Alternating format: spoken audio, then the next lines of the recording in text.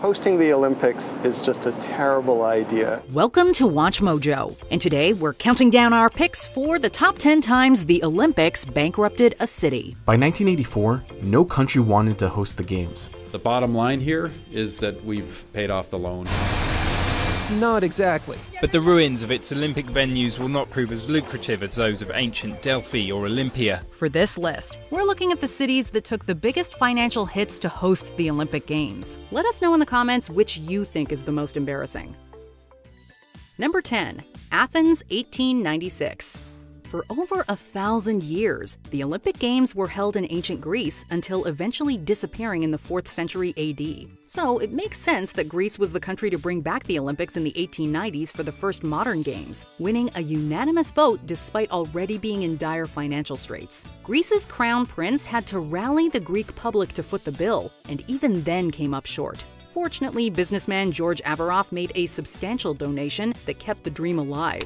The events were, of course, immensely successful, relaunching the Olympics. But they certainly didn't leave Greece financially better off. Number 9. Sydney 2000. Decades on, it remains unclear how positive the 2000 Olympics ultimately were for Australia, at least from a financial standpoint. The feel-good factor returned in Sydney, but that came at a cost, close to $9 billion in today's money.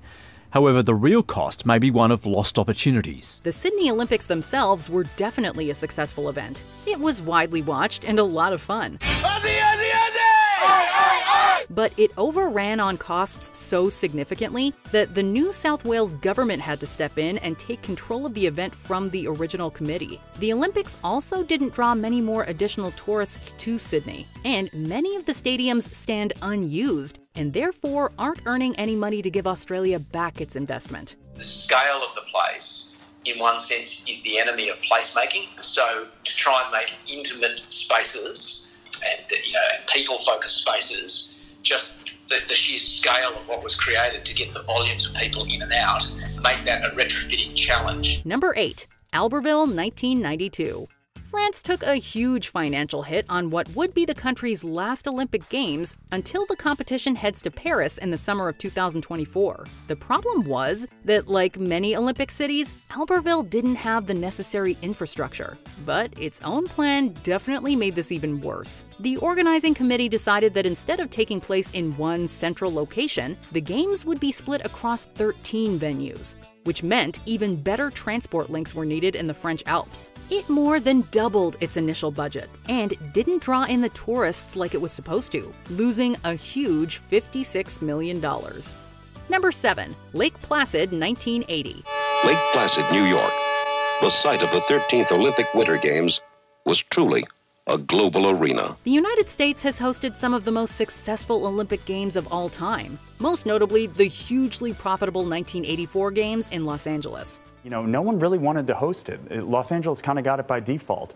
And then you look at 92, the next time there's a bidding process, countries are lining up to host the Olympics. Everyone wants to do this after they see the success in Los Angeles. But only a few years previously, Lake Placid's second turn at hosting the Winter Games didn't go as planned. It seems like the Olympic organizers didn't quite solve the problem of how to transport people to the events, or even how to sell unsold tickets. You needed a ticket to get to the ticket booth. The Games have also had an unpleasant legacy on the area, with the former Olympic Village now being the federal correctional institution Ray Brook, a medium-security prison. Even with that, Lake Placid was still millions of dollars in debt. Number 6. Rio 2016. All this money being spent on the Olympics, is anything getting better for you or for the people that live in the favelas?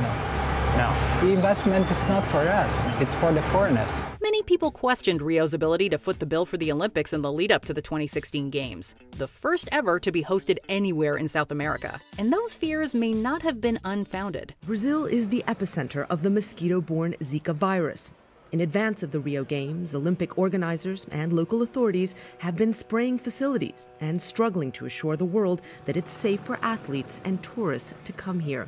At the time, Brazil was already facing a severe economic crisis and an outbreak of the Zika virus, not to mention a high-profile money laundering scandal. Protests planned against Brazil's vast spending during these Olympics and its allegedly vast corruption. There were public protests against the events before they happened because of the huge expense of hosting. And in the end, the debts piled high, leaving the city over $100 million worse off. Many of the expensive venues sit totally abandoned, and Brazil has yet to recover. These crumbling facilities left vacant are the byproduct of a city struggling with debt and colossal maintenance costs. Number 5. Nagano, 1998.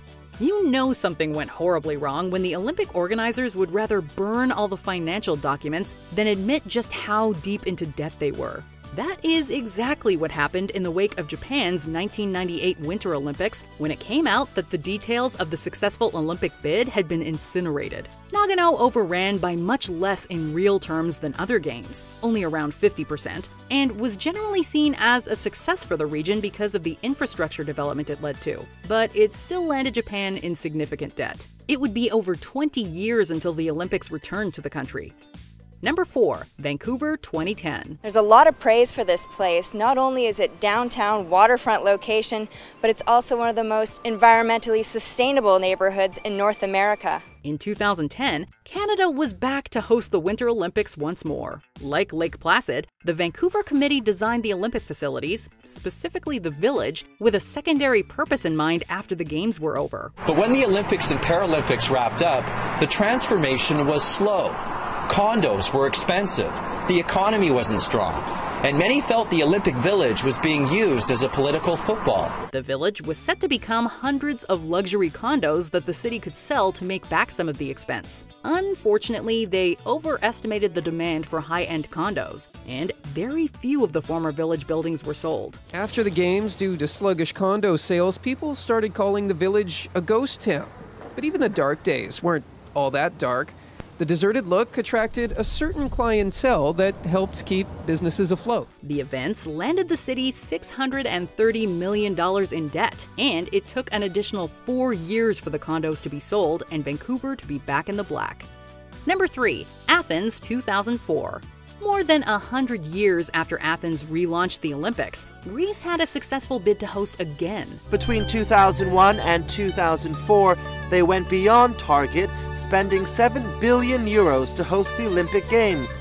But even in 1999, the budget deficit was reportedly at 3.38% of GDP. Unfortunately, hosting in the early 21st century turned out to have dire consequences. At a cost of €13 billion, the Athens Olympics played their part in the saga of Greece's public debt, which last year reached 165% of GDP. Not only was Greece's economy already in danger by the early 2000s, but with the benefit of hindsight, we can see how the Olympics harmed the country, as both the Greek debt crisis and the 2008 financial crash happened shortly afterwards. Though technically the 2004 Games did potentially turn a profit for Greece, many of the stadiums are today lying empty and unused, and Greece is still struggling economically. So since the 2004 Olympics, Athens has Olympic venues that are now white elephants on the one hand and a thriving infrastructure on the other.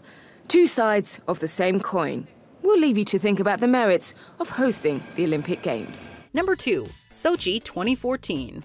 They were the single costliest games on record. And despite the Sochi authorities apparently sparing no expense, when you look at the bill, they were absolutely disastrous. Everything is wonderful. I don't see any problems. Everything is absolutely great. They were also the biggest Winter Olympics so far at the time in terms of the number of events held, which required even more infrastructure. Ultimately, it cost over $50 billion, making it significantly more expensive than even the Summer Games. On top of that, the Games were plagued with controversies, including the Russian doping scandal and allegations of labor law violations. The World Anti-Doping Agency releasing findings from their investigation, saying over 1,000 Russian athletes competing in summer, winter, and Paralympic sport can be identified as being involved in or benefiting from manipulations to conceal positive doping tests. It's even been speculated that Sochi's vast expense contributed to political unrest throughout Russia, as it didn't boost the economy as hoped. The gold and the glories are gone, leaving the city and its surroundings with a tarnished legacy. Before we continue, be sure to subscribe to our channel and ring the bell to get notified about our latest videos. You have the option to be notified for occasional videos or all of them. If you're on your phone, make sure you go into your settings and switch on notifications. Number 1. Montreal 1976. It was this poorly organized event in Canada that led to widespread skepticism about the viability of the Olympic Games and the detrimental effects they could have on their host cities. Montreal 1976 was an extremely expensive Summer Games, plagued from the beginning by poor labor management, lots of strikes, and construction delays so severe, many of the venues weren't finished in time. It was not very well managed as a financial project. And we have a fabulous stadium, but I think it cost more than all of the covered stadia in North America put together. It took Montreal 30 years to pay off the immense debt that hosting the Games cost, and it remains the first and only time Canada has ever hosted the summer events. It overran by an enormous 720% from its initial projected budget, and caused many countries to rethink and even withdraw their own Olympic bids. Do you agree with our picks? Check out this other recent clip from WatchMojo, and be sure to subscribe and ring the bell to be notified about our latest videos.